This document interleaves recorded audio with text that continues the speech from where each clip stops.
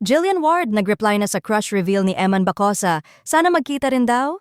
Mga kachika, matapos ang kilig reveal ni Eman Pacquiao na ang kanyang celebrity crush ay si Jillian Ward, ay heto na nga may sagot na ang young actress.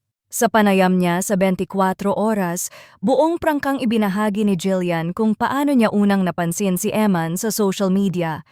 Nakita ko po siya sa Instagram ko na nagla-like siya, ang chika ni Jillian, at hindi doon nagtapos dahil nakafollow na raw si Eman sa kanya. Kaya naman, finollow back ko ang sweet niyang tugon.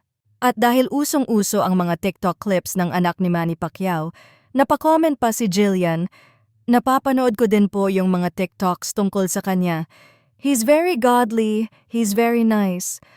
Aba, mga kachika, mukhang pamilyar na si Jillian kay Eman thanks to social media. At may balita na nga. Opisyal nang pumasok si Eman sa mundo ng showbiz. Pero kahit bagong salta pa lang ito, may pamensahe agad si Jillian, ang kanyang kapwa Sparkle artist. Welcome to Sparkle. Welcome to GMA. I pray na hindi ka magbago. May God bless him always. Pero teka, akala nyo ending na? Ang pinakahihintay pala nating sagot sa crush reveal? I hope to see you soon din, ang kilig na tugon ni Jillian.